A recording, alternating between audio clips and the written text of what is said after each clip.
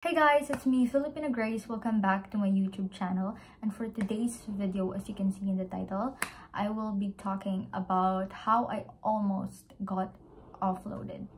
Almost, but not quite. Sure.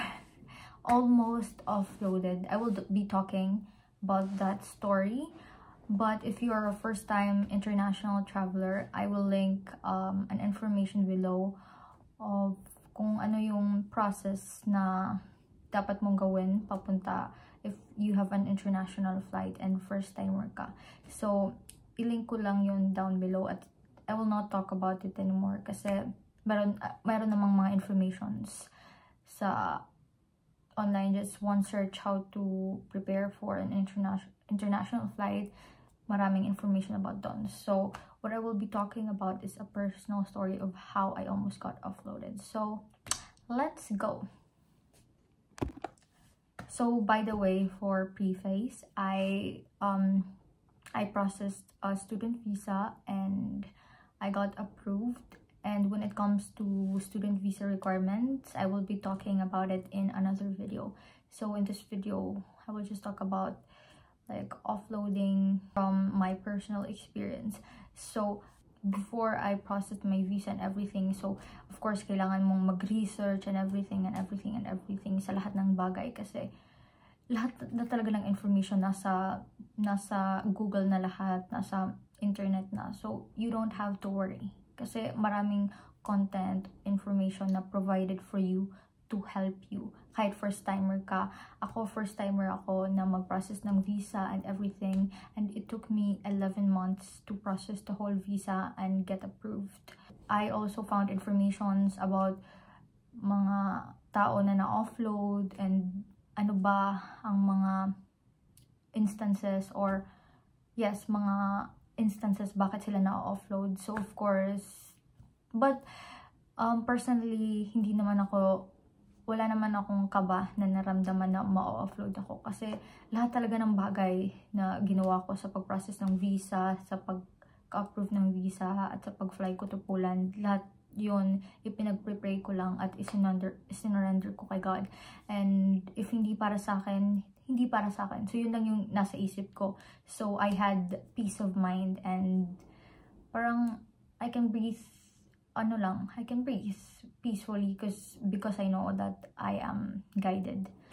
But, anyways, so, how I got offloaded. So, yun na, pumunta na kami sa NAIA Terminal 3, I think. Then, nagbayad na kami ng tax. Then, nag-check-in na. Tinulungan kami i-print yung boarding pass namin. At pumunta na kami sa... Naglinya na kami for yung immigration officer na i-check nila yung boarding pass namin. Tapos yung mga documents. At meron silang questions sa amin. So, may mga tao doon sa unahan ko. Siyempre, naririnig ko ang conversation nila, anong pinagsasabi nila, anong tinatanong sa kanila. So, meron akong narinig, parang mag-ina yun sila. Tapos, yung tinanong lang sa kanila is their place of accommodation at saka sino ang pupuntahan nila. Kasi, parang mag-vacation sila for Christmas, I think. So, yun, sinabi nila and everything. Tapos, na-approve sila, na-stampan sila. So, yun na. Then, next kami na with me together with my sponsor. So, kasama ko yung sponsor ko, hindi ako lang. Kasi kung ako lang, parang hewan ko talaga. So, yun. Pumunta na kami sa immigration officer, pinakita ko yung boarding pass, tapos pinakita ko yung mga documents ko, like health insurance, letter of acceptance from my university, kasi of course, student visa, and place of accommodation. Then, bank statements. So, pinakita ko na sa kanya. Tapos, sabi niya, ano daw yung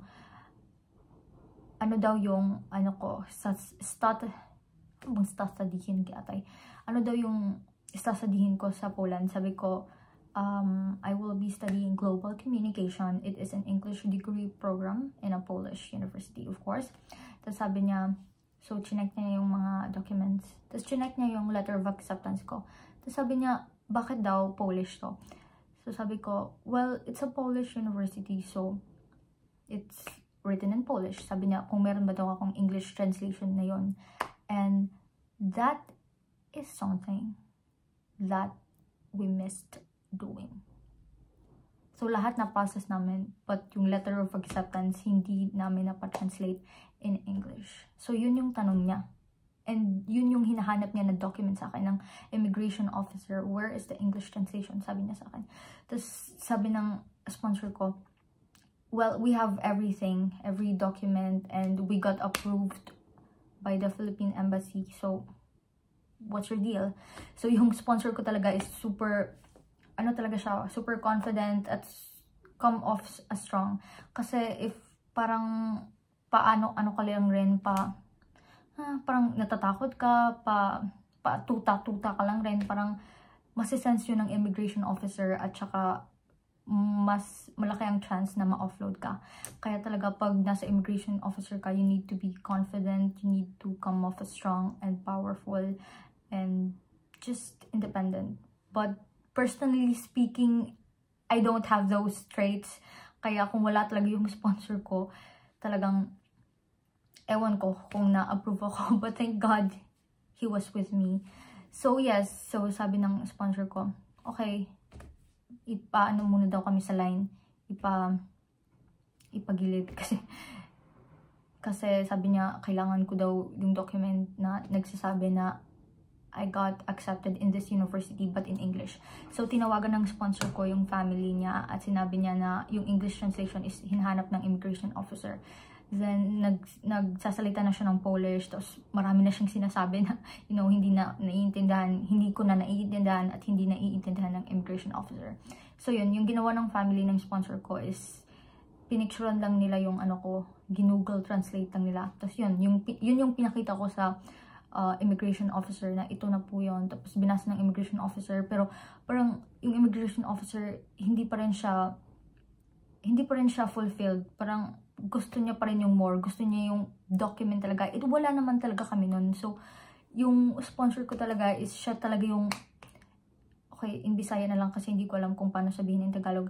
Siya gud ang yangisog ba na amo na yung tanan nga mo kuan. I got interviewed, I got approved sa interview, I received an approval, I received visa. So, what else do you want from us? So, parang yun talaga yung sponsor ko, sobra talaga siyang strong. Ako naman parang, like chill lang at saka paano lang talaga. So yun. Well, actually, tama naman talaga yung immigration officer at some point kasi nga I'm studying English degree program tas walang English translation. So yeah, one thing na nakaligtaan namin. But thank God, merong lumapit sa kanyang isang babae. Kasi yung sponsor ko sobra na siyang in Polish. Ano na yung pinagsasalita niya, hindi namin alam. At hindi ko nasasabihin kasi hindi ko nasasabihin ano yung pinagsabi niya, but talagang sobra talaga siyang ano ba to? But not in an arrogant way naman. Parang lang siya, fight for the right lang rin siya. Kasi, na-approve na kami. So, what's the problem? I mean, yes, it's a little bit of a problem. But, if given na yung Google Translate, pinakita na namin sa kanya. At, totoo naman talaga yung intention namin. And, legal naman lahat. So, there's nothing to be afraid of. Afraid yata. There's nothing to be afraid of talaga. So, yun, may lumapit sa immigration officer na parang babae yun. Tapos sabi niya, so, parang na-read ko rin yung social cues na parang sinasabi nila from eye to eye.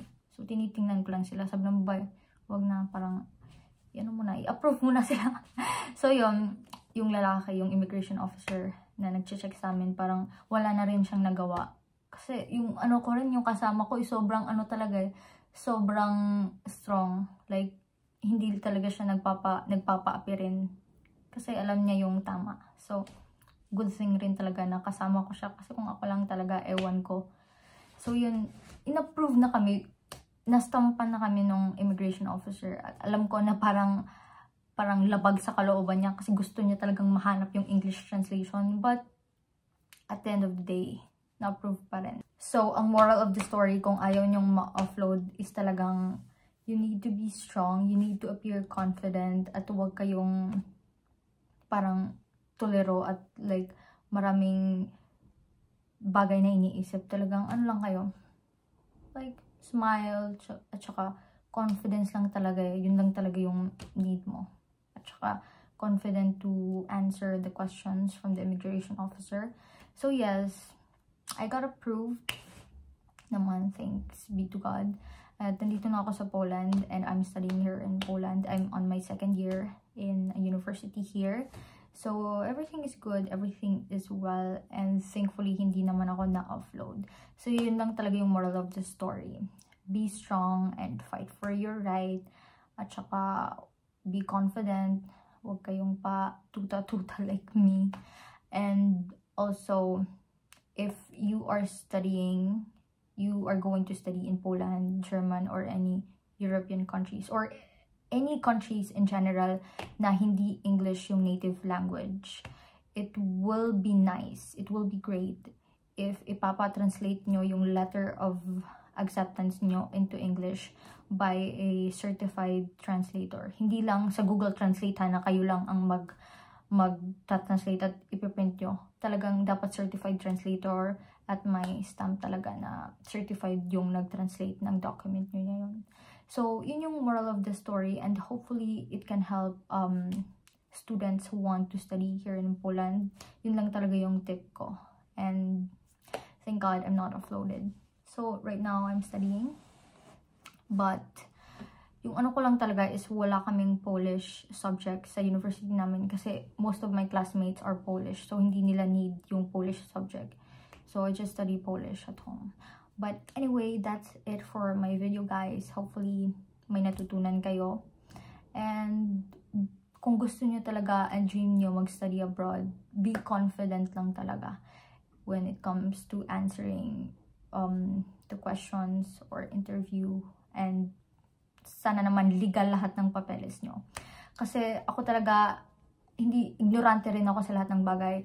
First time ko rin mag-process ng visa and I got approved for my first time. So, nothing is impossible talaga. I'm from the province at talagang wala akong alam sa maraming bagay when it comes to city things like truthfully speaking. Pero nagawa ko. So, it's all about confidence. Even if you don't have it like for real, pwede mo lang pikein yun. Just like I did. Charis. So yun lang. Hopefully, you get approved as well. And good luck to you.